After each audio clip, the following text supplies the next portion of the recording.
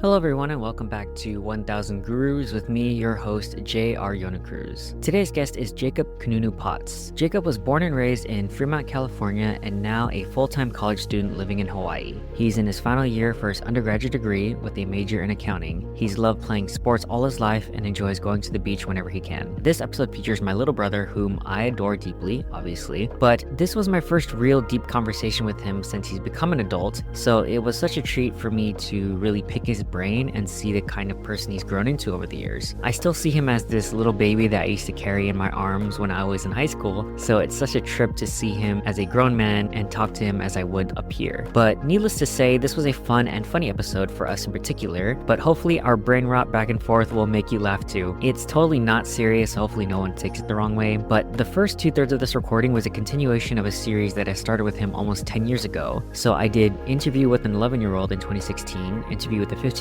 in 2020, and now we're doing interview with a 20-year-old, though he'll actually be 21 by the time this episode launches. Even though it's mostly me just trolling my little brother with leading questions, this is a special episode because I don't really get to see my little bro often, so this series is something fun we can look back on fondly in the future. When we do get to the standard Guru episode format, we talk about his own life journey and aspirations, moving from the Bay Area to Hawaii, his career goals, extracurricular activities, and how people should treat Hawaii, its people, and the culture. He's now the youngest guest I've had on the show, but I was so proud of him and the mindset he has for approaching life despite being only 20 years old. And you can clearly tell we're related if you listen to how he thinks. So without further ado, hope you enjoy this episode with Jacob Kanunu Potts.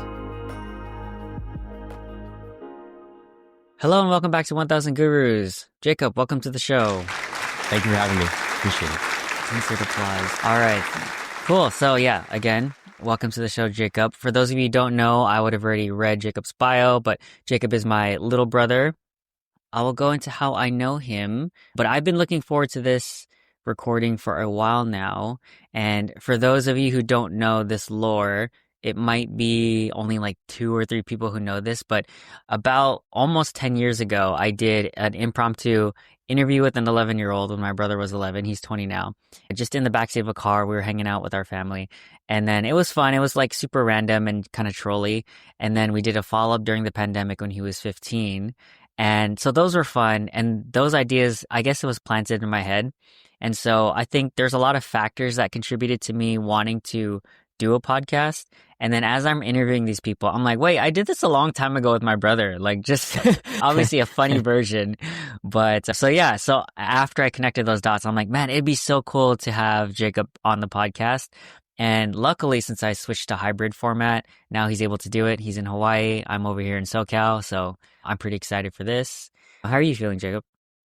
Feeling good. Yeah, like you said, only a couple people know that lore from those interviews. And then, I'm glad to kind of run it back, see where we're at right now and catch up. Yeah, obviously, like you said, now I'm in Hawaii.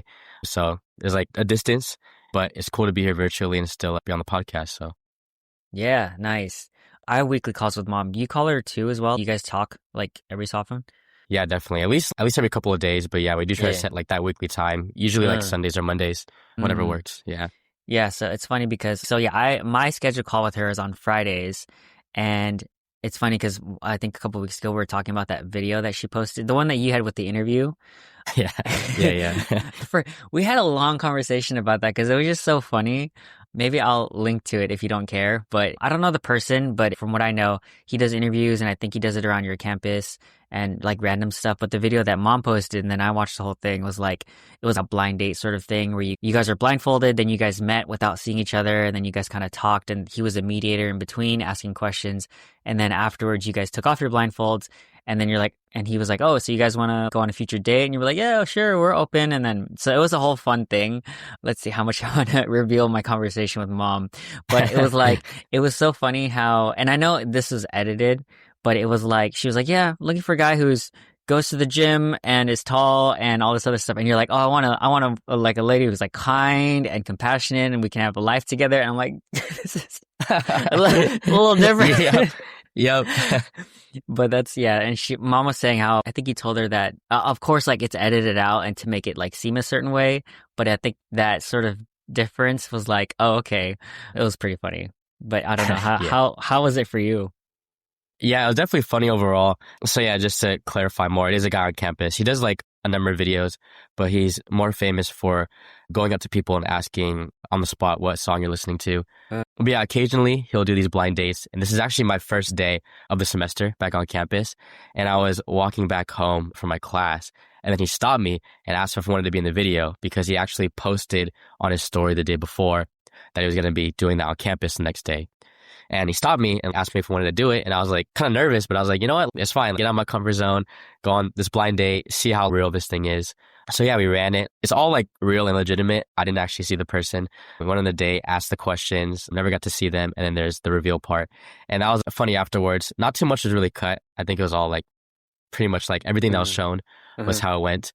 But yeah, it was like funny because yeah, like you said, the standards are kind of different. I guess the visions, like, it's no disrespect or no hate to the other person, but yeah, I mean, they got called out a lot, just like I want someone that's tall part, and I was like trying to think of more like personable answers, Right. but keeping it truthful at the same time. Yeah. But yeah, it was pretty funny. But yeah, I've gotten a lot of my friends and people that have seen it, a lot of family too. So, I think it was super funny because it's not like myself or mom or whatever. We don't see these videos often because that content of interview style. And then, of course, sometimes those channels will lean towards, okay, here's dumb answers from people on the street, or it's funny answers, right? Because it's entertainment. But then now it's, okay, this girl, again, no shade, she just gives standard answers, college students, this is what I'm looking for. And then there's this guy who mom and I know, like you, and it's all these like genuine, sweet, kind answers. And I'm like, there's a little bit of a difference here. And I'm like, yeah, that sounds right. That's what Jacob would say. But it was just, I thought it was the juxtaposition was super funny to me. Plus we know you personally. So it was hilarious. Okay. So yeah, sorry. I didn't go into how I know you. So just running that back. So I've known you since you were born. You currently go to school in Hawaii. You're studying accounting, right? We're brothers. Of our mom's two sons, you are the handsome, athletic, talented son, and I am the funny, low maintenance one. that's how mom says it, then yeah. So she never said funny or low maintenance. I'm kind of just like putting the words out there because like I'm funny, but also I don't know if you've seen the interview where I was asking mom like who her favorite child is, and I was giving her all these leading questions, and I'm like, oh, okay, so I asked for the least amount of money, so I'm the lowest maintenance child, right? So she's like, well, you have never really asked me for money. I was like, yes, I got something. So yeah, I'm claiming funny and low maintenance. She'll never admit it because it's been a topic that you've probably asked since I was born too, before I could even talk, if I'm being honest. But yeah, you just got to kind of lead her and kind of like squeeze a little answer out of her and then make the assumptions from there. Like you said, the maintenance, the funny, whatever. Yeah. Yeah. She'll always be like, Sonny, I don't have a favorite. You know, mom's mannerisms. Yeah. Oh yeah, sweetheart or Sonny. Sweetheart. Yeah. Yep. So yeah, the last thing I was gonna say is, so your nickname is Sweetheart and mine is Sonny, by the way. For those of you guys who don't know, that's what our mom calls us. Yep. Cool. All right. Any clarifications or what else are you up to before we jump in? Not too much. It's pretty much surface level. Obviously, you know me since I was born and raised in the Bay Area, California, Fremont. And then I moved out here a couple years ago when I started college. In my senior year, actually right now, studying accounting. And yeah, I think that's pretty much a good intro so far. Cool. All right. So now our segue into interview with the 20-year-old. This is kind of the main event, actually, at least in my brain. Okay. Yeah. So maybe I should throw a disclaimer here before the intro, but these are very weird questions. And it was obviously a troll interview 9 years ago. I just wanted to get my little brother's response, and then we did an updated one. So don't take this seriously. But yeah, we'll lead it with that. All right, first question. What is your name, age, grade, and ethnicity? My name is Jacob Kanunu Potts. You guys, mom, and all of you know me as Jacob, but a lot of my friends and other family know me as Kanunu. I am in college, a senior in college. Ethnicity, I am mixed between Filipino, Hawaiian, and white. And was there any other details to discuss? No, just, name, age, grade, ethnicity, For the audience, I was listening to his old interviews, so I wrote down his answers so I can compare current answers. I don't know if you've looked at it, but I'm going to compare your current answers to your old answers and then maybe just throw it out there. I was kind of dying yesterday listening to your 15-year-old one. All right, second question. Are you racist? And follow-up to that is, how do you define racism? this, yeah, I was looking through this and I was seeing the answers and a lot of it doesn't, I was like, man, this is really different times. Am I racist? No. I don't know how to answer like that. How do I define racism? I guess really it's treating any specific race or ethnicity any different way, just based on that race itself. I think a lot of times in our society it's portrayed in a negative way when used as like more of a hate and like a way to discriminate people. But I like don't think I am. I like try not to be in all seriousness, but Yeah. yeah. So is there a way to portray it in a positive way, or are you saying it's just definitively negative? Like positive racism is what we talked about in your last two interviews. Yeah, I think it's how people take it and how you phrase what you're saying. Obviously, a lot of people, and especially that topic of like different races and how to treat people is pretty sensitive. And I'd say most of the time it definitely is taken as negative. But I mean, it could be like for jokes. I mean, I'm a pretty sarcastic person myself. And as long as you're not saying anything too offensive or you don't have really strong, like hateful meaning towards it, I think it's funny as long as, again, you're talking to the right people that understand. It's Right. not with any negativity, right? So like context and intent. Usually, yeah, Yeah. that's what I'd say. Okay. So the thing I brought up last time in this idea of positive racism, if that does even exist, is if you compliment someone and it could be sound racist, like, oh, you're so great at eating lumpia because you're Filipino. Is that racist? I mean, I think most people would say so, but I would hope that they wouldn't take it in the bad way. If you mean it in the best way, but Like I the mean, best way, it like, wow, you're so good at eating lumpia. Wow, it's your culture. I say most people would take it negative, but I mean, I think if I said it to you, you said it to me, I mean, I wouldn't be like, man, this guy is so racist. But that's because I know you, right? But I'm not going to go to someone random and use it in like some hateful way. Right. So I think last time you said attitude and tone matter, but also tone doesn't matter, because what if you say something like, oh, you eat dog? And then it's like, what? I'm confused by the smile and the tone. yeah, But what you said, I think, is negative. definitely context. Yeah, because it depends how you say it. But you could try to be positive and it comes off like you're very sarcastic. So, I mean, it's better to not be racist or treat someone or say something different based on their race, because most of the time it will be taken negative. I mean, like you said, it's a harder way to twist it if you say, oh, you must love lumpia because you're Filipino. Yeah, it's pretty hard to twist it in a positive way in my mind. But so better safe than sorry, to be honest. Yeah. Have you ever heard of that rule where it's okay with making these generalizations in ethnical or racial context or whatever? If you're not a part of that group, it's kind of like a hard and fast rule that you can't make commentary about groups you're not a part of, right?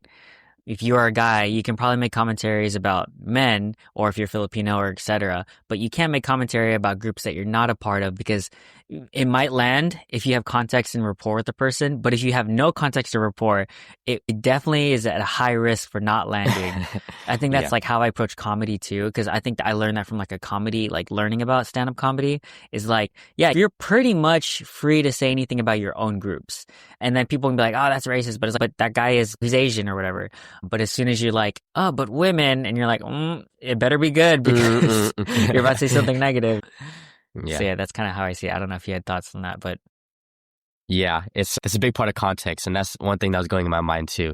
If you're just a random person that doesn't have, like, people don't know you, or you don't, I guess, have that type of status or that persona that you're making those type of jokes, then yeah, you're definitely treading a thin line. But if you're a comedian that jokes about his own race or his own, I guess, like whatever like characteristics you want to identify with, I think people are more lenient, especially say if you're a comedian or you make comedy and people go out to watch you, review you, or pay to see you. I think you're asking for it almost, or you're going with the intent to not be offended in any way. But I guess in my mind, like you said, the rule, the further away you tread from like what you identify with, I think you're playing more of a dangerous game. But I guess comedians are hopefully an exception, but even they get hate sometimes too. So. Yeah, hopefully, but I don't think so sometimes. But see, now I think, well, you are Filipino Hawaiian white, so you can make 3 times as many jokes as I can by math. Yeah. I mean, I guess I'm at an advantage in that way. But also, people like don't typically see that sometimes. I've also gotten like, when people try to guess like my ethnicity or where I'm from, it's all different answers depending on where I'm at.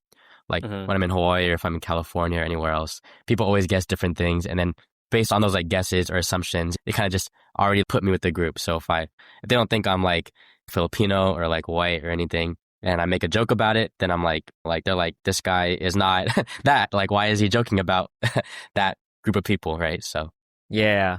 Weird context, but do you know Logic, the rapper? yeah. Yeah. So I was watching an interview recently because I recently downloaded one of his songs with Eminem. I forgot which one it was called. But anyone who knows the Logic, like he looks really white, right? But he's mixed, but he says the N-word. And I was like, is he allowed to? Mm. Because I'm like, I thought he was just a white guy. But then I listened to some interviews and he's like mixed, like he's half, I think. And then he's like, yeah, in my household, we would say that word, but I know that I definitely don't look black. So I can't always go into different, even if it's my community, I can't just go out there and just say that, even if I do in my household, right? And so he has to tread this line of being more conscious, even though he's technically part of the group. It's the outward perception of what people think you are is also matters. And that's like the tricky part, right? Mm-hmm. Definitely, yeah. Yeah. So I guess if Jacob goes out, becomes a comedian, and says all these Filipino jokes, people will be like, what? Yeah. Is this guy Filipino? I'm not no Joe Coy, but yeah. Yeah. You have to walk around. Yeah. You have to walk around with like a bucket of lumpia and be like, look, guys, I'm Filipino.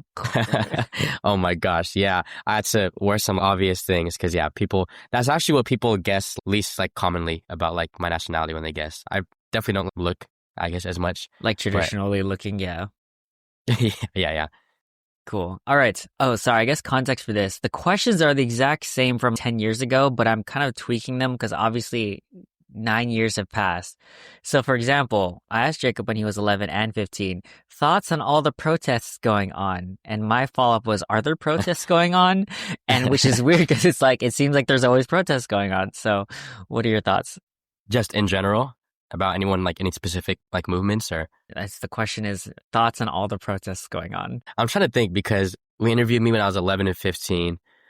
So I'm trying to think of what move. 11, I might not have known, but when I was 15, that was around COVID time. Yeah, so I think when you were 15, it was like the George Floyd protest in 2020. Mm. And then when you were 11, it was 2016. And that was like right before Trump got elected. Oh, okay. Yeah. Yeah. That's why a lot of these are, okay, if you didn't know, Jacob as an 11-year-old, these were all very political and current event related, but obviously my 11-year-old brother would not know these things. So I thought it would be funny to ask him questions and then get his perspective. So yeah, on any protest there actually are protests going on internationally against like fascists and authoritarian regimes, but anyways. Yeah. Usually I don't really try to give my opinion on politics too much. I try to stay neutral because people always tend to judge a lot. Of course. Yeah. And again, if you don't have to answer anything, you can always pass. You can be like, I don't really have an opinion. Totally cool. Yeah. I want to say I don't have an opinion, but can we go back to the notes on what I said from the other ones? Yeah. See what of course. said? Hopefully it's So not too like... Yeah. So you We'll said, wasn't sure how, as 15, I wasn't sure how much good it would do, but I think it's overall positive. Some of the violence and looting is unnecessary, but the cause was good. Maybe it's longer than it should be. Just another thing going on right now, but more good than bad generally. Okay. Yeah. Yeah. Which, That's I mean, that's probably what I a fair expected. yeah, that's a fair answer. What do you think should happen? Yeah. That was a follow-up question. Yeah. I feel like it's such a very surface level answer. But I think obviously, kind of like I said when I was 15, like violence and protests and things that are unnecessarily outside of the cause and the protests that people are like fighting for, I think is unreasonable. I think we live in a world that's just full of like hate and negativity in so many ways, right? But no matter what it was, we're like comparing, I guess, the BLM movement from, I think we're referencing when I was 15 to elections, to all like the fascist movements and everything internationally. I don't have much of an opinion, but I think a lot of movements like that just get out of hand a lot of times. And it's pretty unfortunate. In a perfect world, obviously, people would just stick to what they want and then both sides can like come to an agreement, but we don't live in a perfect world. So I guess that's pretty much just my take on that question as a 20-year-old. Yeah, of course. I think my follow-up would be, because we talked a little bit about police brutality and then police brutality and racism. And so I think last time you said I don't think police brutality can ever be solved. You remember there was that one city that kind of got rid of police, but I don't think that would work. Not sure what a reasonable outcome would be all around, and ideally we would have less racism, but I don't think it would necessarily go away ever. Do you have any changes on those thoughts? Honestly, I probably feel the same way, as I said, just to kind of expand on it, I guess, and how I am now. Yeah, it's hard to judge like a certain group of people. That's very like prejudice, I guess, in a way, to treat someone differently, whether they're like a police officer, whether like the color of their skin, right? And I think there's always like problems with any group necessarily, just because you're like have some certain occupation or like you're some political party or you identify with some political party or you're some type of like ethnicity. There can always like be events or negative news that comes up and then you're categorized with that, like police or like people of color, such and such. But it's unfair to, I guess, predetermine like how you're going to judge someone based off those characteristics. But it's just, again, an unfortunate part of the world we live in. You know, it's hard to not judge police, especially in those times when like like all that news was like just very active and like in our country. Well, good to hear that you're consistent in what you think. You haven't been radicalized since 15 Yep. in any direction. All right, next question is, what would you do with $1 million? I would definitely want to invest it. I wouldn't definitely not try to be careless with my money now. Being older now, I would look into investing in a property. Obviously, save as much of that as I can for a payment on a property. I think what I do right now is try to find something I could just buy out with cash and then have it being paid off, but also maybe try to rent it out as well. Since I'm just still in college and then I'm going to hopefully start my career within the next year, it'd be like some passive income that I could still obtain and also own the property as well. I think that'd be my like first move if there's a good opportunity for that. Yeah. But then invest as much as I can of that. Really just try to like not use that as spending money, but more just trying to build just more passive income over time and then have that investment hopefully just snowball into more money in the future. Try to be smart as I can about it. Yeah, nice. Well, you had the same answer as your 15-year-old self, just a little bit more details, which is great. Because you first said I would leave it in the bank or invest in something like properties, need to think about it, maybe a house in the Bay Area, maybe sell it if later on if it's paid off, some sort of investing in real estate, but I don't really have that much knowledge right now as a 15-year-old. And then when you were 11, you said you'd buy a house in Hawaii or candy bars. Wow. Okay. At least I was consistent somewhat, but maybe I would buy some candy bars just because I know my younger self would like it. Yeah. Okay. You may or may not have been led to that answer anyways. Probably. Question number 5. What superpower would you have if you could have any superpower? Oh, I think I have definitely been consistent with this, at least when I was 15. But I think super speed is definitely a very overpowered one. I don't know how like of an extreme superpower I can have, but a surface level one would be super speed. I think there's so many uses you can do with that. If I want to be like selfish, obviously, I would be like the greatest athlete of all time. I could do any task like in a fraction of what it would take usually. Whether it was, I don't know, just any type of errands or chores or homework or reading or anything you want to learn, you could do it at such an accelerated rate. But then also your mind thinks faster too. I'm thinking in the sense of, I don't know Flash. if you ever watched like The Flash. Yeah, I think I mentioned that too. You mentioned like, CW Flash, yeah. Yeah. But I used to watch that growing up a lot. And like the super speed, he would just read quickly and he could also run on water. He could run anywhere. It's almost like teleportation. I think it's super overpowered in my opinion. But if I could just be like insanely overpowered in this hypothetical world, I think like some type of like matter manipulation where I can change anything to anything, if that makes sense. So you'd be God. Yeah, I mean, I guess so. Or I could be like Doctor Strange, if you've seen Marvel, and like just manipulate time, manipulate matter. So I think that could do so much good for the world, also for me too. But super speed, I want to help like people out as well too. So okay, so now to bust your chops. If you had super speed, you would not only be the fastest athlete, you would just be the athlete of every sport. But then what would be the point of that then? Because you would just be automatically like first, second, third, fourth through 10th place. And then what's the point of doing any of those things?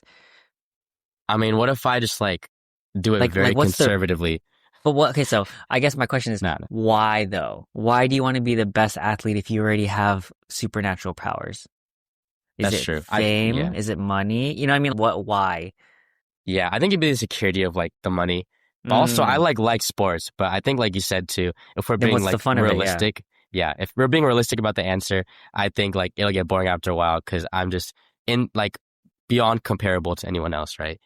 But I'll definitely find ways to like actually like just help the world out, you know what I mean? And not for the fame, but just make the world a better place. Whether it was like again, like the speed at which I do things would be like just incomparable to anyone else, right? So I don't know how that would help exactly, but whether it'd be like, I don't know, like transporting like things or Like carrying things one by one. I Here's your don't Amazon know. package. I could definitely be of use to the world and so many people if I was fast. I mean, Okay, so yeah. you aspire to be useful, but you just don't know the details yet. Yeah, I mean, word will definitely get out, say if I were to just automatically just in a second get super speed. You're like, oh, look, there's Um, Jacob. We need to deliver this Amazon package right now. hey, it'd be there quick. Yeah, it'd be Yeah. express delivery, I guess. Well, you definitely make money for sure. But okay, so if you had Dr. Manhattan God powers, same question. Why? What would you do with it? Make the world a better place, but what does that mean?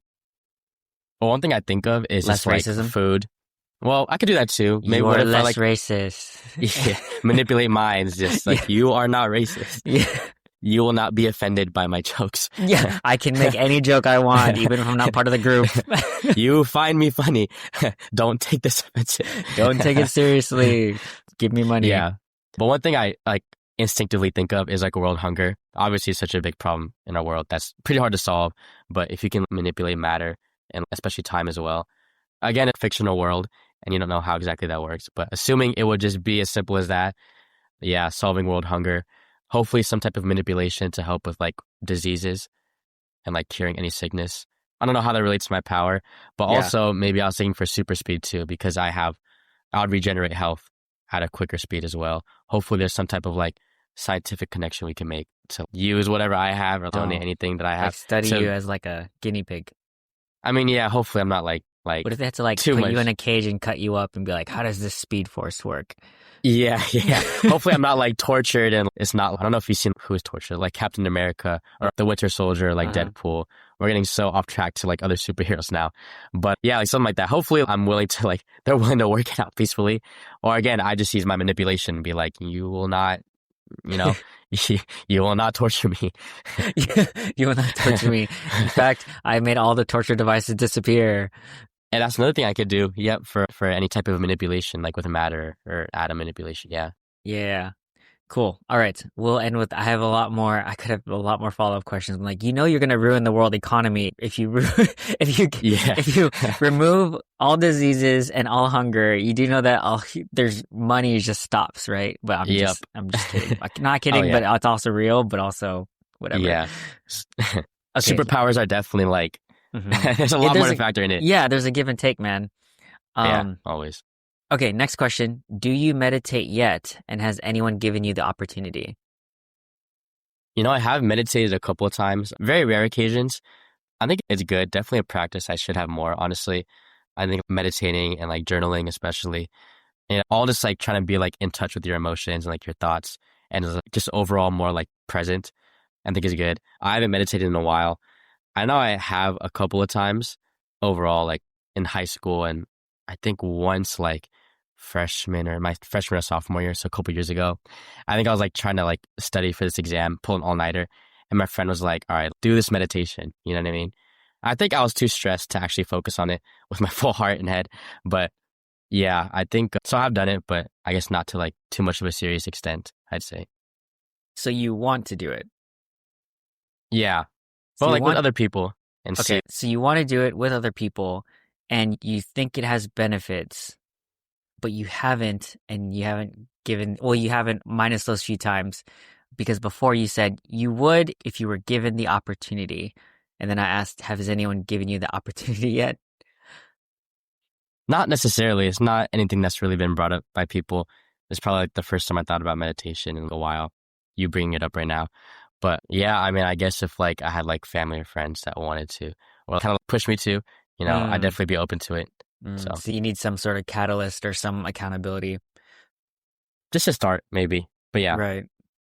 So I think what we talked about 4 years ago is like you meditated sort of once in PE, but it wasn't a memorable experience. You might have a few more times after that, but you think you did so well that maybe you forgot. And so maybe I propose the idea, maybe your superpower is you are a master meditator, but you lose your memory afterwards. So you have super Wow. memory loss post meditation, is my theory. S- Wow. It's like one of those superpowers. I've seen things online a lot where it's like you're given a superpower, but people get to pick your Your like weakness. your side effect or your Yeah, weakness. yeah, yeah. And that pretty much cancels out the whole meditation, I guess. So what's the point? Like it's kind of like that superpower where it's okay, you can be invisible, but no one can look at you. And you're like, wait, what? Meaning like, right, like to cameras or whatever. But if anyone is looking at you, you're not invisible anymore. Like that sort of thing. Oh yeah. I imagine That's this one is like you get the benefits of meditating, right? Like a calm, centered presence, but you forgot you meditated. So you're like, what did I do today? I don't remember, but I feel great. That's how I imagine that superpower. is that almost like a healthy blacking out then? Exactly. It's like a healthy, that's your superpower is healthy blacking out where you feel better, but you still black out. You know what? That's better than a lot of people. So honestly, if I were given that superpower, I think it'd be a blessing. So Right. I like it. Okay. Next one. Fitness goals. Do you have any? oh yeah, I think consistently, I've always wanted to be like very active. I think right now I consider myself more like on a bulk. I try to keep like my muscular tone, but at the same time, like put on weight. I've always been kind of more on the skinny side and the smaller side in general. But yeah, just trying to stay like overall just very active in the gym. I try to be consistent with like my 4 day splits with a rest day or two in between them. But just staying active in the gym and also trying to balance that with cardio. I'm not typically one that just strictly does like running or anything like super active. So I try to get it in like different ways, like playing basketball or football, anything recreational, even going to the beach as well. But overall goal is just to stay fit and just be, I guess, like comfortable with my physique, but also just feel healthy as well. Just feel very active. Okay. So generally you just want to feel good and be athletic, but no specific goals other than feeling comfortable with your physique. I mean, I guess so, yeah. When I am active, it's usually weightlifting in the gym. I guess, for example, like my bench press or like any of the other activities, I try to like set my bar a little bit higher as time goes on with the amount of weight that I move. You want to get Um, stronger. Is that a goal? yeah, consistently stronger, but at the same time, like keeping like a good, I think I've said this before too, like a leaner physique overall.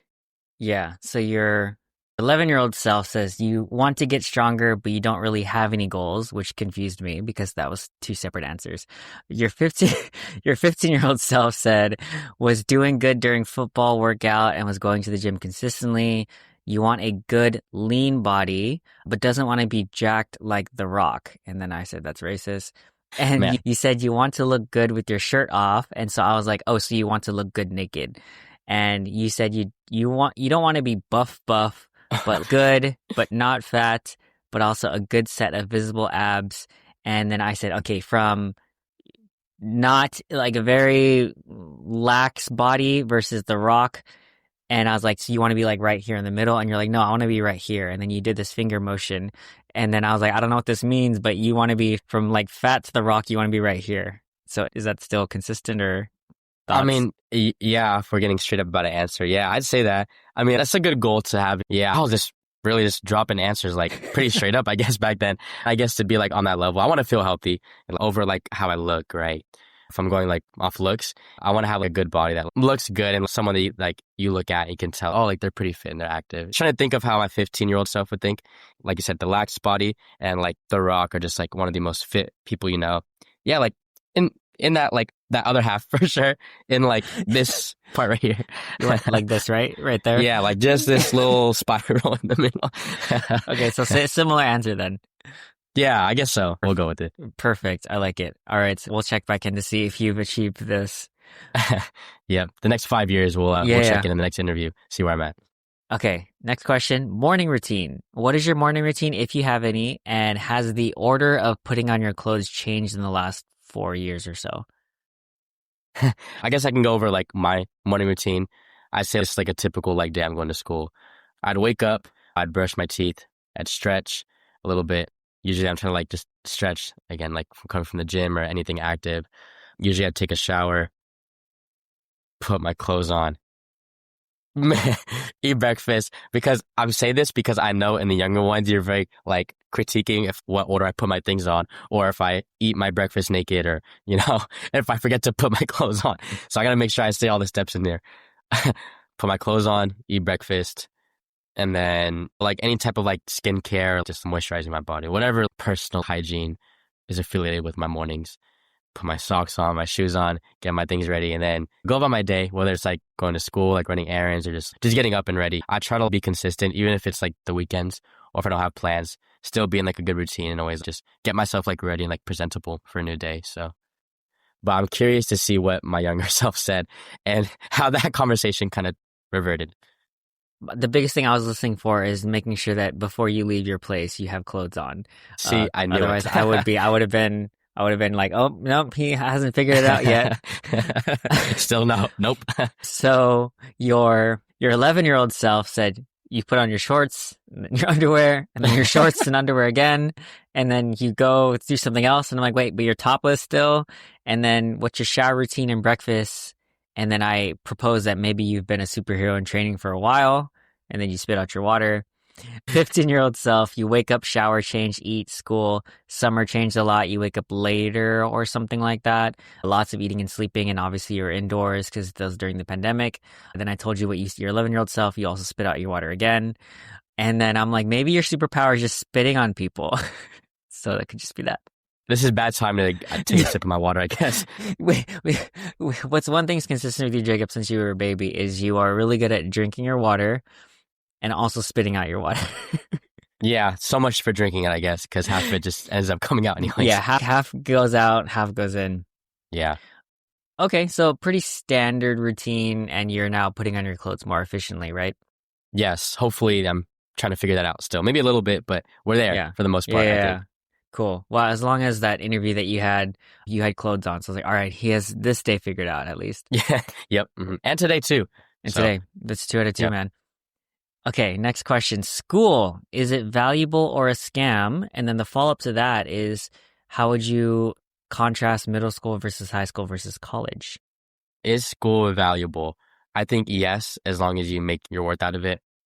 If you go into school like lighthearted, whether it's middle school, high school, or even college, and you don't make the most of it, you have your priorities not set on learning and trying to get out of it what you should or what you're aiming for in life, then I think it's not so much a scam, but more of a waste.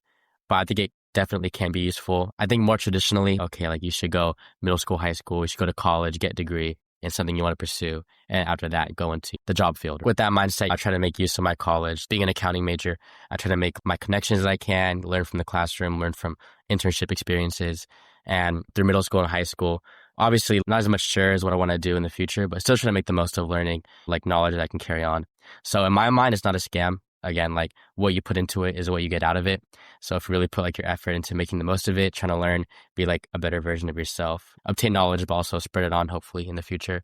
I think it's not a scam at that point. But the second part was just middle school versus high school versus college. Yeah. I don't really remember too much from middle school other than like your meditation, your blackout meditations. That's yeah. I know. God, I guess I was meditating a lot. You'll never know. You were nonstop meditating. Yeah. But middle school is, I guess, more of the bridge between elementary and high school. And then reflecting on that now, I think it's pretty accurate. And then college is kind of more of a, all right, this is what you're signing up for. You're paying for this. You're investing your time into it, and it's your choice. Because everyone has to typically go through middle school and high school. But college is different. Like you're putting your own money and time. But I think all steps are useful. You can learn from everything. Okay.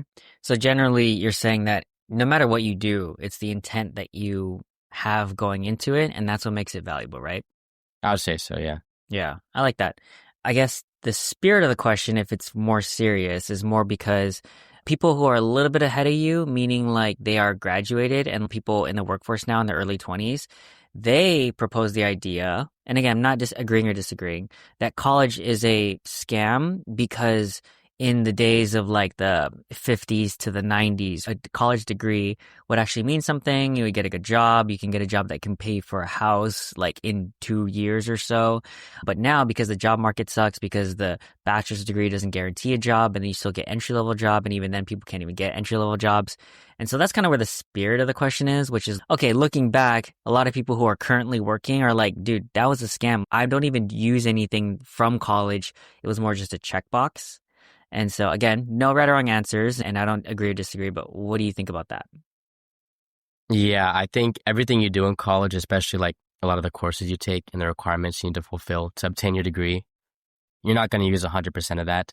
And a lot of it is just literally checking the boxes. I think there is use to it. Just being in business, I've made the most of networking as much as I can, like the knowledge I've gotten from classes. And a lot of that you can't really get from not going to college, making those connections, being in that kind of environment, and also just fostering my learning and my curiosity in that sense. But yeah, I think I'm just more traditional, thinking that college is not necessarily a scam, but I feel like it's just needed if you're going to go a traditional route trying to get a job. The regular job market, like you said, there's no right or wrong answer. There's no right or wrong path or views. Like you said, on older generations, it was like a lot more valuable to have a college degree. And it's not as much so now. But, I think there's still use and there's still purpose to college. And if it aligns with what you see for your future, for me, I'm pretty set on going this path, obviously graduate next year. But yeah, no right or wrong answers, but that's just how I feel. I like it. Yeah. And I don't disagree with what you said either. I think it's true.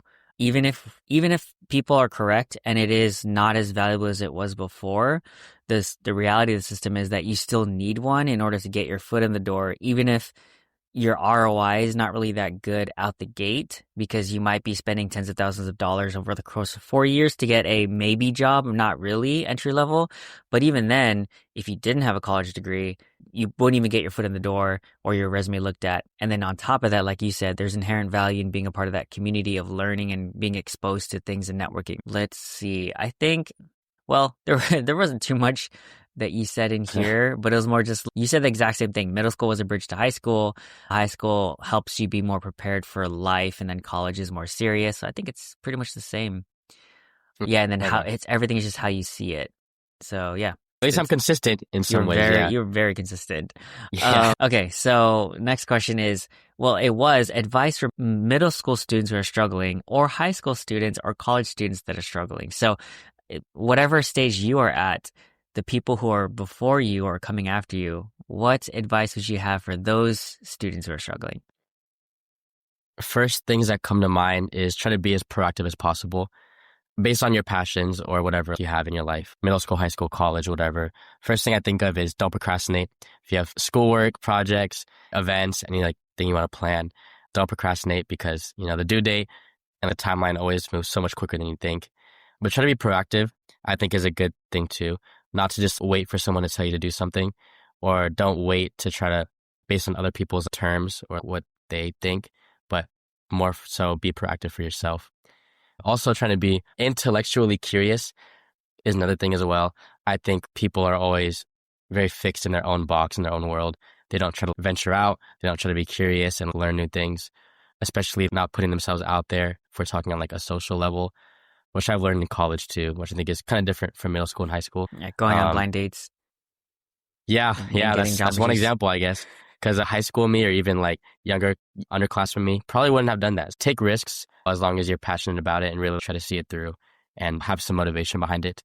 Yeah, that's solid. All right, let's move to the next one. So what do you think about girls?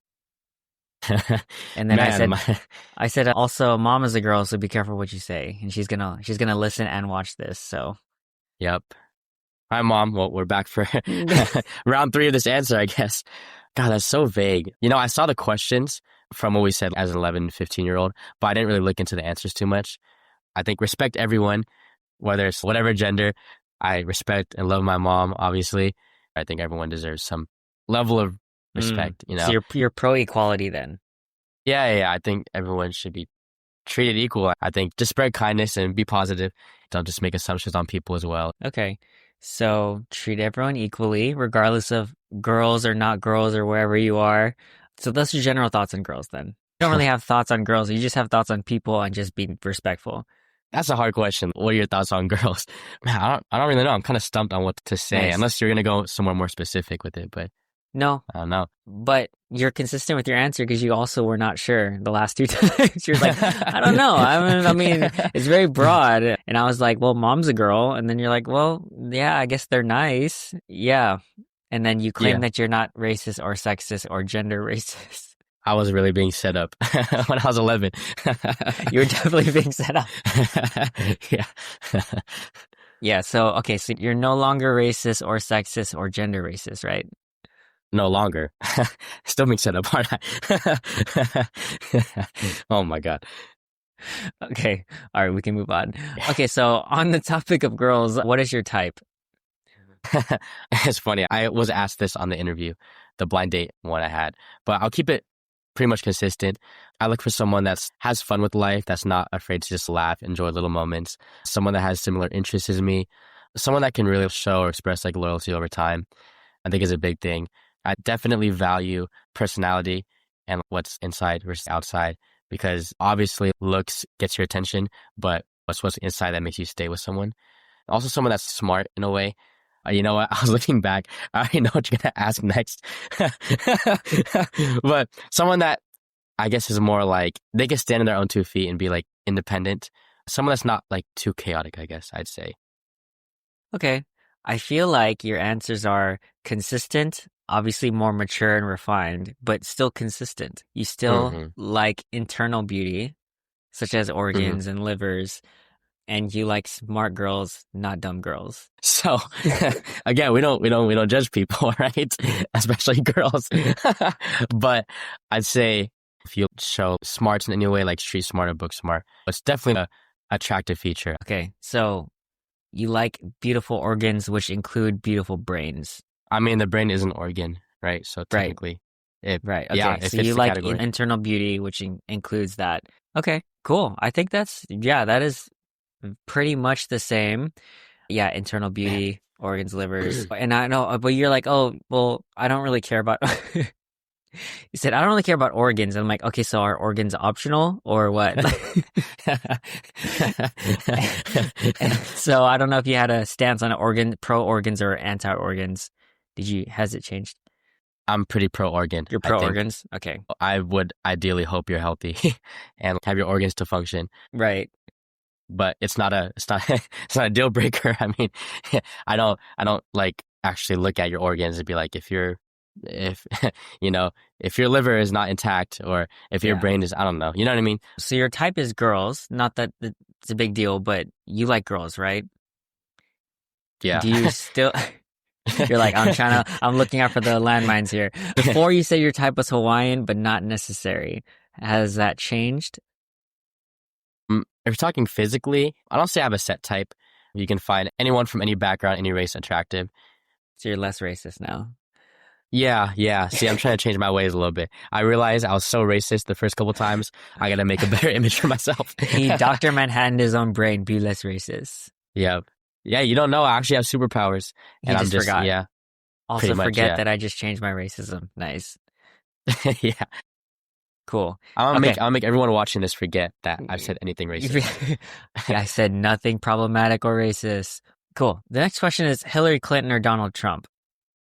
And I guess I have a follow-up to that one. The follow-up is Joe Biden or Donald Trump?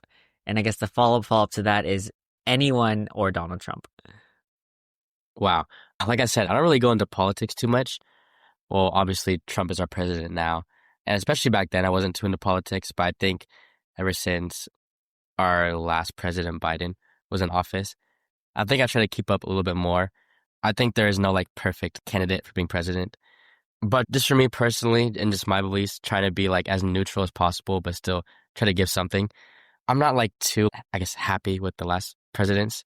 There's no ideal world, like I said, where everyone is pleased.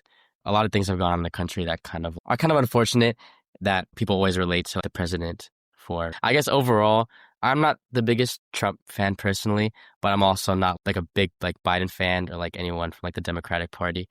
I'll just keep it at that. Yeah. So you're not a fan of politicians, Not the at least ones that have been current politicians. Yeah. Yeah, I guess so. I think So, it's just super complicated. so you're politician racist. Yeah, if it had to be something, then I guess I'm not racist, I'm not sexist, but politician racist it Politician. Okay, that's fair. No, all jokes. Okay, so follow up to that one. How do you feel about walls, emails, and being sleepy?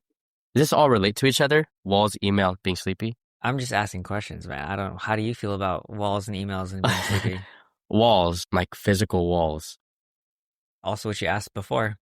Walls, they're good. I mean, this is kind of a different perspective, but now that I've been out in Hawaii, there's these places called walls where a lot of people jump off of to jump in the ocean. A lot of my friends always ask, oh, if you like, oh, walls, there's Waikiki walls, there's China walls, any like walls you can jump off of.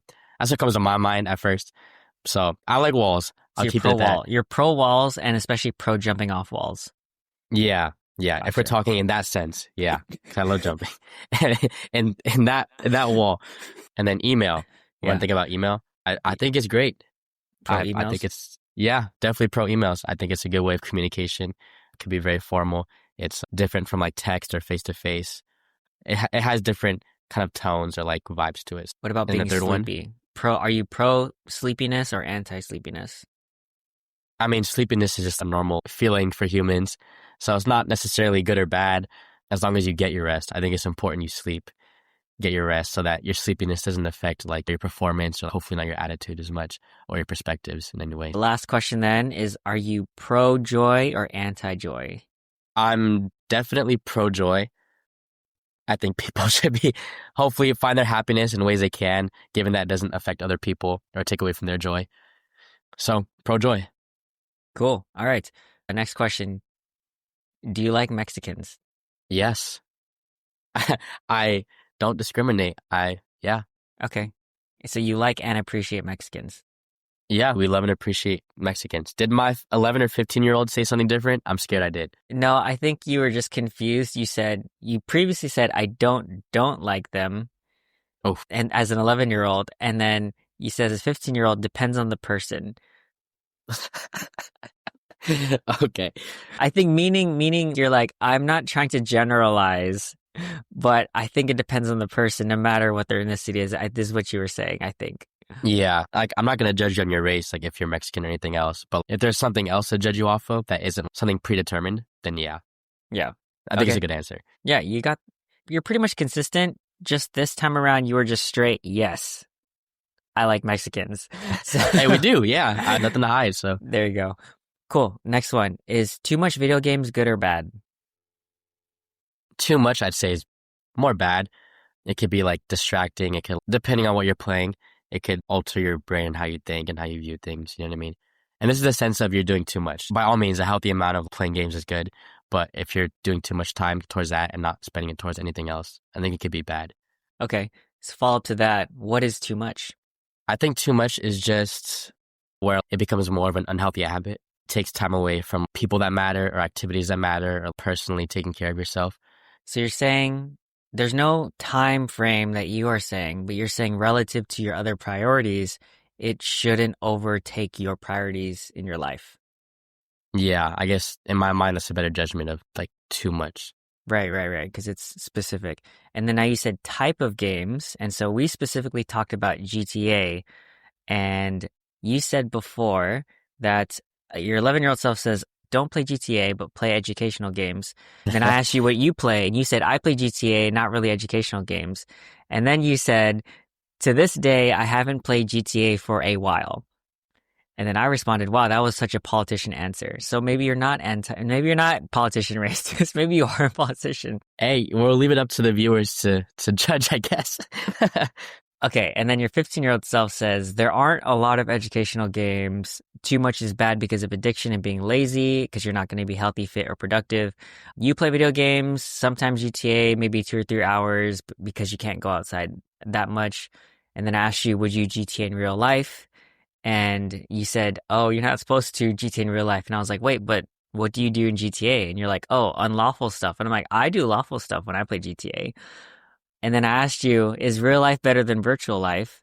And you said yes, but as long as it's not unlawful. So what are your thoughts on that? I think GTA, in the name itself, Grand Theft Auto, is definitely a very unlawful game. But I drive around and I stop at red lights and I go grocery shopping. I'm not doing anything unlawful. that is absurd to say if you play GTA lawfully because the game is meant to break the laws. So someone is playing it, you're playing it like I've never heard anyone else play. But Okay, so you're saying we're supposed to break the law in GTA.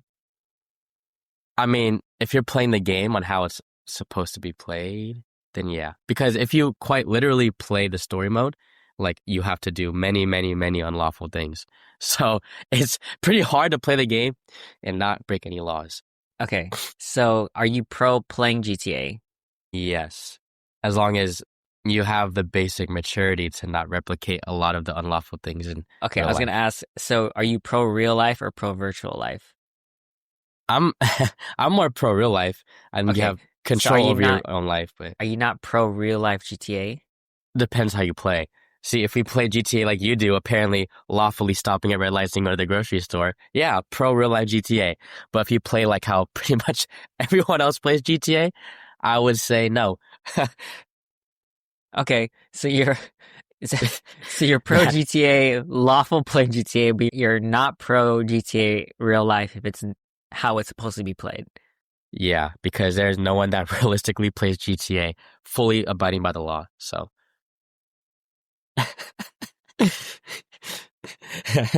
yeah, Fossil fuels or renewable energy? renewable energy. I mean, Pro like, renewable if energy. it's just like that easy and straight up an answer, yeah, renewable energy. Climate change is real, in my opinion. We gotta take care of the world we live in. Nice. The only difference is that when you were 11, you didn't know what fossil fuels were. Fair, but I think you're pretty consistent. Okay, next question. Any favorite books? Wow, I know I definitely did not read when I was 11 or 15 as much. So you didn't know Um, how to read. no, I did know how to read. I just chose not to read. Actually, I'm not really like too much of a reader, as in like recreational reading. More of a Um, GTA.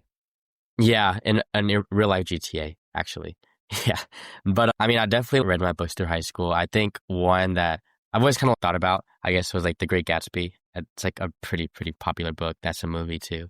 I don't know if I have a favorite book, but I guess that's one of the more like memorable ones. So are you, if you don't read, are you anti-books? I'm not anti-books, actually. But you don't read it Uh, and you don't believe in it. oh, I believe in books, obviously. I think reading has its benefits. I think I've like just read a lot like forcefully through like school that like I don't have my motivation to read outside of it. But maybe that's just me. I'm just not like a reader myself. I'd much rather just watch a movie than So read you're books. you're pro force reading, but you're more pro GTA than books. There's a lot of pros and like antis I'm trying to keep up with, so I make sure I'm pretty consistent. Or just tell the truth. You don't have to be consistent. If you tell the truth, then it's No, consistent. I'm telling the truth, but I'm like, wait, now I'm You thinking back and sounded I'm a like, little am I? politician-y, and for someone who's anti-politician. Yeah, see, I know. I'm keeping it truthful, but at the same time, I'm like, yeah. I was like, I did say that earlier, huh? Not anti-reading. Reading is good, by all means. I'm gonna do a lot of reading and writing, Not for you. in accounting. Reading is good, just not for you. I guess not my first choice, at least, but someone convinced me to read a good book. Read it. Okay, all right. We can leave it at that. Do you have any favorite movies and or any recommendations for someone who is a different ethnicity and just came to this country? Huh. I like really all types of movies. I'm a big like Marvel fan, but I like horror and comedy and action. I think are kind of my top ones. I'm trying to think of what the last movie I saw was. But no, like nothing favorite, I guess, in that sense. But for your second question, what I recommend for someone coming to this country, I guess it would depend where they're coming from. But if I had to say like overall, From Philippines. what's that Joe Coy movie? Nah, I think Joe Coy actually did come out with a Easter movie. I Sunday? actually didn't watch it. Easter Sunday. Yes, that one. Uh-huh. So you would recommend a Filipino watch Easter Sunday after coming to the US? Not in a racist way, but maybe just How is that? How is that not in a racist way, man? No, okay. Let's backtrack this. You know what's funny? I think as a funny movie is Coming to America is a good one. If you've seen that one with what's his name? Eddie Murphy? Yes, Eddie Murphy. I think it's a funny one, but you know, it's an older one for sure, but one of my favorite like comedy movies for sure. Okay, so just to step back, if someone is coming to America, you recommend that they watch the movie Coming to America. It's it's pretty fitting, I guess. I mean, Hey, it doesn't matter where you're coming from. You're coming to America. So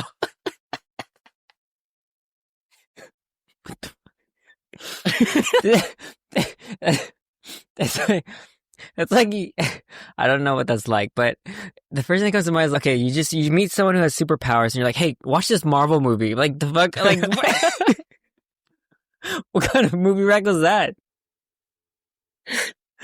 I'm just trying to make maybe because who knows what they they know.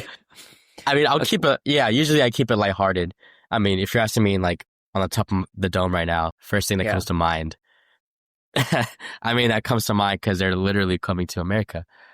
You But know, mom listening to this right now would be so proud. She's like, wow, my sweetheart recommended Joe Coy for a Filipino and yep, Eddie Murphy coming to America for someone who came to America. she would. That's why I'm the You're definitely the favorite the now. better son. Yep, I know. You're definitely the better son now. Okay. Yeah, for sure. Okay, let's see. I'm gonna move. Wait, do you play video games? Or still currently? Yeah, not as much recently, but yeah, I still play once in a while. Any recommendations? I like sports games, so usually if I'm like hopping on like my console, I'd play like Madden or NBA 2K or UFC. Once in a while, I'll play GTA just for the fun of it. Once in a while. Air quotes, once in a while. For the fun of it, I You're guess more we'll real say. life now, huh? Yeah, I transitioned to real life for GTA specifically. Perfect. I knew But it. yeah, more sports games is my Mm. kind of vibe now. Okay. Next question. Left turn. What is the purpose of life? Whew, man, that's pretty hard that there's never a consistent answer to. In my mind, I think a good purpose for life for people to have is to just like truly find happiness and make the most of what you have in life. I think everyone has different upbringings, comes from different like places, different families, different like wealth and countries, making the most out of your life, like in terms of making yourself happy and finding your joy, but also trying to find ways to spread that to other people as well and try not to put people down while you're finding your joy. Nice. It kind of did change, similar vibe. So before, your 11-year-old self said, whatever you want, as long as it's not bad, live your life the way you want, give people an opportunity to live in a free world. And then your 15-year-old self says, live it like you want it and freedom again. And then I'm like, okay, so is the purpose of life to be American? Because that's totally what we are, is we're about freedom. And you're like, yeah. And then as long as your government lets you, and so basically chase it as much as you can. So basically your answer was freedom. But now you're saying it's more like happiness and joy and helping people out.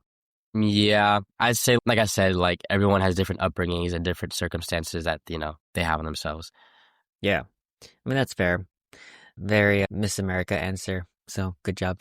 Yeah, for real. All right. And last question, career aspirations. And I think your 15-year-old self split this up into realistically versus if you had a choice. So however you want to answer that. Realistically, I think just being like 20 now, going to graduate in a year. I want to graduate in my bachelor's in accounting. I want to see myself at a public accounting firm. Hopefully after I graduate, obtain my CPA, and then from there, branch out to either private accounting or staying in public. But somewhere down the road, I want to be more ambitious and try to start my own business. And then hopefully that would work out like financially and set myself up good. If not, like I'm perfectly like comfortable staying in accounting and having a good solid career in that throughout my life. But if I'm thinking in some fantasy world, I'm an athlete. I love playing football, especially. I'm in the NFL. I am a top quarterback and I'm making millions of dollars. I'm like living the life. But I guess more semi-realistic, I get to be like involved some way in sports, whether it's some type of sports agent working with athletes directly, something in the media, whether it's someone that just makes content with people. I think that's always been an interesting job. Nice. I like that. It's a good balance. And you added that third semi-realistic version. So that's good. You said the same thing. You said if you could choose some sort of athlete, realistic. Well, when you're 15, you said maybe medical field. You're not really sure. Obviously, we talked about helping people directly because you wanted to help people like kids, for example, but you wouldn't want to be a brain surgeon because you couldn't handle it. Probably better at handling with kids as opposed to brains. So you're pro kids, you're anti brains, and you would prefer to work with good kids, not disobedient kids. Wow. Well, I'm actually pro brain now. If you Okay. can tell from my answer before about my type. Oh, that's true. Would I operate on them? No. But am I pro brain? Yes. I see, I see. You're pro people having brains, but not you touching them, the brains. Yeah. Yeah. You have whatever brains, but I'm not going to touch them or operate on them. If you have a problem with your brain, I'm so sorry. I'm the last person to go to fix you. I like it. Cool. Okay, now we end with riddles. So the first riddle is yours. So a plane crashes. Where do you bury the survivors? Did I say this before? Oh, yeah. Okay. This sounds like something I would say. You don't bury them anywhere because they survived the plane. Oh, If they're survivors, yeah. But you could though if you had the right attitude. If you Like believed bury in them yourself. alive. However, I mean, typically you wouldn't bury the people alive. You could, I guess, if you wanted to. yeah, if you believe in yourself, I'm sure you could. Yeah, and if I physically can, yeah. I mean, it's a plane crash, so yeah. I mean, it's tragic all around. So if you have to bury the survivors, might as well. Might as well keep the whole situation just tragic from start to finish. You're like, well, the plane is buried. Here you go. You can go with the plane. Yeah, actually, yeah. New way of looking at it. Next one is I am a fruit. Kind of self-explanatory if you're one of us, but this is the riddle. Do you know which one I'm talking about? If this like you remove letters, I'm this. Yeah, and you this. remove that. Yeah, exactly. So I'm a grape. what? So what are you're a grape? I'm you're a not. grape. You're not a Jacob. No, because if you remove my first letter, I don't know what I could possibly. Wait, so you're a fruit. You're not a human. I am a human, but That's what confused me because you said I'm a fruit, and I'm like, I thought you were a person. Man, my younger self was confusing. Or maybe you're confusing me. I'm confusing. You're fine. I was just trying to see how you took my confusing questions. You were picking my brain for sure. But I'm a human, but in the riddle, I'm a grape. You're a grape? Okay, cool. All right, now do you have any questions? Just to end it. I don't know. What are your thoughts on like the interview now versus like from the last couple of times? Good question. All equally fun. And I think the biggest thing, like we were saying, is I think it's interesting to see how consistent you are, but it's also not surprising, but it is nice and refreshing to know that your answers are mostly consistent, but obviously more mature because you have plus 5 years of experience on each of these things. And then, yeah, obviously less susceptible to my weird questions, but yeah, still fun though, because now I get to figure out how to still make it weird and trolly. You still find your ways, don't worry. Yeah, still creative. It pushes me creatively. Cool. Anything else? Nah, it was a fun interview. Glad to reflect back on those questions. Cool. All right. Again, we can go into our regularly scheduled program now. We'll see how long this takes. Maybe we don't have to like hit everything, but we'll just run through it. Really quick, TLDR, where did you grow up? How was life like? What were your main influences? Yeah, like I said earlier in the intro, I was born and raised Fremont, California. But growing up, I was back and forth a lot between where I was raised and Hawaii. Every trip that I had, or every break that I had, I would take a trip out here. Whether it was most of my Christmases, my spring breaks, summer breaks, big influence on like my dad's side and all of like our family out here. And I think it was growing up, a lot of both cultures. My influences obviously were my mom and dad in California and like my family in California. But then coming back, it'd be like kind of refreshing to get like this whole different kind of perspective and like this whole different, I guess, culture in a sense for my family out here. So all of like my uncles, aunties, cousins, like any relatives out here, and even like the ones that aren't really like blood related, but at the same time, you still consider them family as like chosen family. A lot of family to go through, both in Hawaii and California, made me, I guess, very more culturally aware of like the differences that there are like throughout the world, even though it's only just between two places. We kind of already covered the next sort of thing, but the general flow of this conversation is connecting who you are when you were raised to where you are now. The next question would have been like, why did you choose to go to Hawaii? Why did you choose accounting? And what was kind of like your career aspirations? How did that change over time? Yeah, I knew growing up in high school, like I wanted to go in the medical field and like work as a pediatrician because I do enjoy working with kids. And it's like a very direct way of helping them. But I think as I got just more serious and realistic towards going into college and like my career aspirations, I think overall the medical field and med school and that whole path wasn't for me. So I thought about business. And then as I went through college, it landed me in accounting. And I think it's a good, stable, consistent career that I can definitely see myself in after taking some classes. And then also just being in business as well. I try to think more from like a entrepreneur perspective. I mean, I can make assumptions, but why Hawaii for school? Yeah, probably your assumptions are correct. I mean, I've been back and forth, like I said, a lot growing up. I love just everything about here. I love like my family that I have out here. I love like the culture, the food, the weather, the vibes. There's a lot of people view it as an island, but to me, it's so much more. It's like the people that are here and like everything that the island has to offer and like just the culture and have a big support system out here with family. And I knew how it was coming out here. So I had a good image of how it'd be moving out here or being here like full time, at least for college. And it worked out with school as well. I got into this direct admit program into the School of Business. So I got to start business classes early.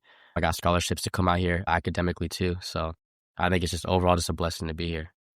Yeah, people vacation to Hawaii, so to be able to go to school there, I'm sure it's amazing and it's part of your heritage, right? As someone who is not Hawaiian, has not been there, how accurate is Lilo and Stitch? It's about as accurate as people that vacation here. There's always the oceans and the tropical kind of vibe that people assume about Hawaii. There's a lot more to it. There's a lot of history. There's a lot of political problems and a lot of unfortunate events that happen here. But living here, you especially notice it. And also having family, more from like the political side, you really see how much kind of like struggle there is for Hawaii and the people that are from here. From that vacation standpoint, you don't really see that, and you get to enjoy the things that are posted on postcards and that are advertised as like a tropical vacation. So people don't really see actually how Hawaii is. It's accurate if you're going to come to do the stereotypical vacation out here. I think it's accurate-ish, besides the aliens and everything. Damn it. Okay. Sorry. I was about to get you on that. I was like, so you're saying there's aliens there?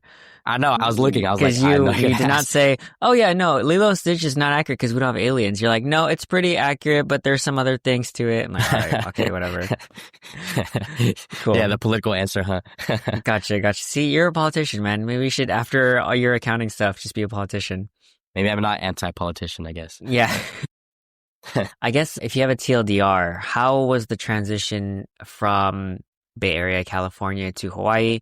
I know you mentioned you've been going there back and forth since you've been growing up, but I guess the macro question is, were there any culture shocks or things that you have gotten used to or have not gotten used to, if any? Maybe you're just so acclimated already, you don't really notice. Well, for me personally, when I was back and forth growing up, it would be like all consistently with family on other parts of the island where like my family like resides and where they're from. But coming out here for college, I go in with the assumption and already knowing that, oh, my family's here. I know how the culture is here and everything, which hasn't changed. And it wasn't much of a cultural shift from that standpoint. But I live by the university, so it's not necessarily a lot of people around in my area that are like, they're all local or they're all Hawaiian or they're all from here. It's like you get a mix of a lot of different cultures, people coming from all over the world even.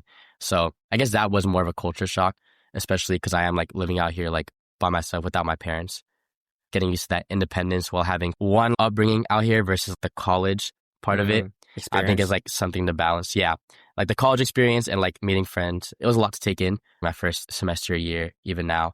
As long as everyone's respectful and appreciates the land, leaves things better than how they found it is a good motto I like to try to tell people about. That goes for like the land, but also the people you interact with too. If you don't know things, just try to learn or go to people that like know in terms of family values or like cultural values that we have out here. I like it. So you're saying it was more, I mean, you're familiar with Hawaii and now you're more familiar with kind of both sides of the university experience. It sounds like it's more of you transitioning into independent adulthood, and college was more of a shock rather than this. I've been to Hawaii. I know what it's like, but this area with these people is obviously different than what you're used to, right? Yeah, definitely. Now we transition to college and figuring out life and then maybe things afterwards. I want to go into a little bit about your business club or any sort of other activities you do outside of the accounting path and figuring out a career. You mentioned you had multiple board positions. I guess maybe a better question would be like, what have you done outside of your academics and career trajectory? And what have you learned from those responsibilities and commitments? Yeah, obviously going into like business clubs and running as an executive board position and trying to participate in other things. Like I've done intramural sports as well too, like football and basketball. I think it's good. It's part of the balance of college. There's the academic side, but also the social side and more than just outside the classroom activities. I think staying busy is a good part because one, you get to network with a lot of people, which especially is more applicable to my business club. but also it goes along with just having fun, trying to find ways to just enjoy life, pursue your passions, even if it's not something long term, like some career or job. Relating it to my business club, I went into it with the purpose of developing professionally. But as time has went on, especially serving as a board with these responsibilities to maintain the club overall, I've gained so much more socially as well. I made a lot of genuine friends, made a lot of connections. But professionally, I think it's very much tweaked me and ways to be more professional and make better connections and take that more serious as college went on. But then I have activities like intramurals, hang out with friends, going to the beach a lot. And that's another side of me too that I like to enjoy outside of classes or school and then outside the club, just recreational activities. Finding a balance, in my opinion, is super important. Yeah, I like that. This might be a slight tangent, but you mentioned passion. How do you think about people finding their passion? I think finding your passion, obviously, one, it involves some sort of risk taking, but also some type of commitment because nothing is going to be handed to you. I think if you want something or you're passionate about something, you have to really go out and be proactive about it because no one's going to make decisions for you. Whether that passion leads to something career-wise that you do full-time and for the foreseeable future, or whether it's just something that you like to balance in life, I think it's good to go out and explore. I know I've definitely tried a lot of things out here. Being out here has gotten me out of my comfort zone a lot. And even if you pursue a passion and it doesn't work out long term, I think it's good to just really explore. You realize a lot of things about yourself that you wouldn't if you didn't just be proactive and be outgoing. We might have already touched upon this, but any general advice for people who want to pursue a similar career trajectory as yours? For me, going into accounting, I say networking is a super big thing. It really is for like most other like job fields or any other type of career you want to have. So really just try to make the best impression for yourself as possible. Be genuine at the same time, but try to meet as many people as you can because at the end of the day, it's not about who you know, but it's about who knows you and who is going to say what about you when you're not in the room. I think honesty really goes a long way and people can tell too when you're being truthful. Cool. I want to move forward to community, culture, and Hawaii. I know we've been talking about this back and forth, and you mentioned being respectful, learning about a culture. If you don't know, ask. But I don't really have a jumping off point except for giving back to the community and culture in Hawaii. But do you have any thoughts on that general topic that you think would be important for the audience to hear about? I think respect for the land, for the people goes a long way, especially trying to be too, I guess, ignorant or not too knowledgeable, but try to do your research beforehand, talk to people that are aware of the culture here. Leave places better than when you first originally came there. Just don't talk to the wrong people. Just be safe. Just have general awareness. Overall, I guess more just common sense. If you're coming out here, just enjoy what the island has to offer, but just be conscious that the land, the people, and the culture is very sensitive to disrespect. And giving back too is a big thing that I've learned. Being proactive to volunteer in any ways you can, give back, and just don't contribute to the harm of our land or our people is a big thing as well. I guess just one follow-up to that is there something in particular or specific that you think people get wrong about how they should approach respecting Hawaii, the culture, etc.?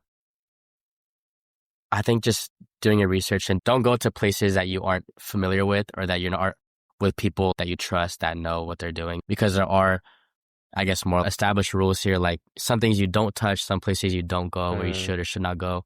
You have the more touristy areas and you can venture outside of those by all means, but there's some places that are more sacred or like kapu is what we call, that you don't want to tread into. You don't want to be in the wrong places at the wrong times. But yeah, just overall being respectful because you want to make the most of your time here by all means. So basically just be aware of the spaces that you're entering, the contexts and sort of unspoken rules or even just protected spaces that you may not know about. So do your research and be more informed before you go there, right? Yeah, I think it's more just common sense, but you'll be surprised on how many people you see that are disrespectful. Another thing too is our ecosystems here are very fragile. A lot of people come out here and touch a lot of the animals and the sea creatures out here and turtles. That's a big, big no-no. Definitely keep your space, keep your distance. Be respectful. In my mind, it's just more of a respect thing. But don't be too nosy. Don't be too intrigued. Just enjoy what you've had in front of you. Enjoy what the island has to offer. Okay. Anything that I might have missed on any of those topics? Otherwise, we'll move into rapid fire. I think that's pretty much good. I think we touched on a lot, definitely. So yeah, we can move to rapid fire. Sweet. Yeah, no, we did touch upon a lot. I think a lot of what you said was gold, and I think it was all inclusive, so we're good. Okay, Rapid fire questions. First question, billboard question. If you could put up a sign for millions of people to see, non-commercial and metaphorical, what would it say? My first instinct is just to give a positive message. I don't want to like force religion on people, so I wouldn't say anything like religious. Something that could just be super inclusive. Something along the lines of spreading just love and peace and just like loving one another, but not putting it in a biblical term because I want to respect everyone's beliefs. Something along those lines, just spreading positivity or some inspirational quote that I can't think of right now because it's too rapid. Something inspirational and nice. Okay, Yeah. cool. All right, next one. What is one of the hardest challenges you faced in your life and what did you learn from it? I think one of the hardest challenges, I mean, I already said it before, but I guess moving out here by myself, I mean, I am set up super nice and I'm grateful for the situation I'm in, like with family and like financially as well. But I think it's just kind of like a learning curve. A lot of people go through it, but I think I learned just like how to be more independent in a sense, more like how to be proactive and how to not procrastinate on things, trying to be on top of your things and just be more of like an independent and I guess like adult. I guess it's just more adulting. If you could redo one thing, what would you do differently? That's a good question because I can nitpick like little things, but I'd say overall, maybe not just because every choice I made has gotten me to this point right now to be healthy and still here and like today on this podcast. I could tweak like little small things, but I would say big picture, no. As a thought experiment, if you could redo something, what would you redo? Like besides the whole I'm grateful for everything, that's how it's turned out and it's great, but I really wish I didn't do this because then this broke or something. I don't know. Too much regrets, I feel like. Maybe, I mean, like, there's like little things. I'm trying to think. Sorry, it's so rapid fire. It's all good. You don't need an answer. You can just be like, look, my life is great. Honestly, I'm not trying to say I'm just the perfect person. You're not perfect, but if you just have too much overwhelming gratitude, we like that. I'm a pretty grateful person. I mean, it is a center of this podcast and like what our mother taught us, obviously, gratitude. Yeah. But it's a less fun answer. Okay. I know. I'm trying to think. My bad. Well, we can move on. It's all good. I'm just joking. If you could give your younger self advice, what would it be? Or do you have any words of advice or wisdom that has impacted you the most? If I can go back and tell my younger self something, don't go on an interview with your brother because he will twist things and make you seem racist and sexist. No, not. You're definitely gonna. We're still gonna do the interview. Nope. I'm gonna make sure. I'm like, whatever you do, don't fall for it. Try to just not fall for it. He's gonna be like, but what are fossil fuels? And you're gonna be like, don't worry about it. Yeah, I'm gonna be like, whatever you do, just trust me. Don't. Nah. All jokes. But I'd tell my younger self, just honestly, don't be too hard on yourself. There's so much learning to be had. And I like to think that I've tried to take every experience the best I could in terms of moving forward with the best foot from it, whether it's good, bad, or even just like really ugly. Life happens sometimes, things occur, but it's what you do with it and like what you do afterwards that I think really shape you as a person. But it doesn't make it any easier to go through certain things. Just try to enjoy your life, but stay on track. You know what I mean? Do you have anything for the best advice or words of wisdom that has impacted you? Some things I've heard before that I've been told so many times. You get out of something what you put into it. And that goes with literally anything. Like goes with school, hobbies, relationships, family, like whatever it is. If you're going to put half your effort into it and not make it a priority, you're not going to get the 100% results that you want. And I think if something's important enough to you, then you'll put in that effort and you'll put in that commitment to get the best results you want out of it. Another thing too, I was told by this really smart guy that when I was doing an internship, he was giving us like a lecture on like his like position and what he does and his advice, just to be like intellectually curious. But just those two words have always kind of stuck with me because there's always things to learn. There's always takeaways to be had. There's always lessons to be shared as well. So being intellectually curious, especially for yourself, always just be willing to learn and always just question things, hopefully later down the road to be able to pass on knowledge to other people. It could be for anything. It could be like professionally or academically, or it could just be socially, like someone's experiences, passing on that type of mindset, giving advice. There's always something to learn from everyone, which I guess is the point of your podcast as well. I was going to say, I feel like we might be related based on your answer just now. You know what? That would be funny if we were, huh? I know. It'd be really interesting. Well, let's ask Mom if we're related. Cool. How do you define success? Success, I would just define as happiness and like how much you really enjoy life. I think a lot of people view that as financially, like money makes them happy. And it's not anything bad to feel that way, but there's also so much more takeaways to be had than just money, right? You can find happiness in people and where you live and who you like associate with, what you like do with your life, and whatever makes you happy, I think makes you successful. Cool. Oh man, I'm looking through these and I'm like, we've hit most of these questions actually already in Yeah. from the interview with the 20-year-old and from the other one. So let me skip around. What is something you've been pondering recently or something that you think about often deeply? Honestly, I think about what I really want for a future. I know that sounds so surface level, but In what way? I think I have a trajectory for what I want professionally, but just being like back and forth, like growing up between Hawaii and California, what I want like for a family, like long term, where I want to be, how I want to raise like my kids, because hopefully I hope to have kids in the future, what I look for in a family. It's not like anything uncommon, but now that I'm just getting older, I feel like it's like just really good to always keep that in mind and like always be in tune with what you want and what you see for the future. So just generally thinking about what you might want in the future. Yeah, overall. And obviously perspectives change and shift depending on where you're at, who you're like associated with. Always something I keep in mind. And then once in a while, you just sit down and really just think about it more often than not. I like it. Okay, I know you're a future politician, but do you have a favorite hot take or something you think most people won't agree with? Maybe more of a funny answer, hot take. I hate pickles. Oh, yeah? Yeah. Anything in particular about them? I don't know. Something throws me off. It's not like I'll eat like anything else that's pickled, but there's something about pickles I just don't like. And it's a hot take because a lot of people like pickles. And that's always kind of a fun fact I have. I'm not a pickle person. So you're anti-pickle. You're pickle racist. I'm anti-pickle, but I'm not racist towards pickles. I mean, I'm not going to... Okay, maybe I'm pickle racist. You're definitely pickle racist. You know what? Yeah, there's no way of twisting it. I don't like pickles, so... You're discriminating against pickles. You're definitely pickle racist. Man, I know. I'm making y'all forget. Okay. These are my powers. So you liked pickled and vinegared things, and you like the flavor of vinegar and pickled stuff, but you just don't like pickles in particular? Yeah, because I'll eat like pickle, like I love like pickle like mangoes. I like kimchi or like whatever is associated with pickles. Yeah. But if it's on my burger, if it's with my meal, I'll usually not eat it. Okay. And so vinegar, the vinegary sort of taste is fine for you, and then other forms of pickled stuff is fine, just not pickles. Yeah, usually. Okay.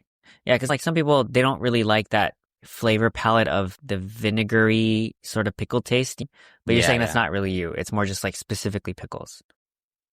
Yeah, pickles specifically. Yeah. Okay. Gotcha. Pickle racist. Okay. What is one of the best or most worthwhile investments you've ever made in either time, money, energy, etc.? I would say just college overall. I know we talked about it earlier, but I think I've just gained so much like professionally and socially from college. And it's a big investment. It's basically like 4 years of my life. I've learned so much, had a lot of experiences, and overall the investment of just coming out here to Hawaii. All right, well, that is rapid fire. Don't worry, we have a lot of other good answers, so don't feel too bad. Okay. Sounds good. I think half of your answers are just like, wow, that's actually really good advice. And then the other half is just us messing around, so I think we're good. Yeah, okay, sounds good. Cool. All right, we made it. Congrats, Jacob. You made it to the end. I know. We just have ending questions, so this is the mom section. So gratitude, what are you grateful for? First of all, shout out mom. Thank you for this. Grateful for her, She's obviously. Like, aw, sweetheart. I know. Sunny. Now that you said that. But grateful for like my health, obviously. That'll always be like my first answer. Grateful I'm healthy. I get to be here today. That I'm functional all the ways that I am. Grateful for family. I'm grateful to just live another day with not just myself living another day, but also having so many like good people to surround myself with.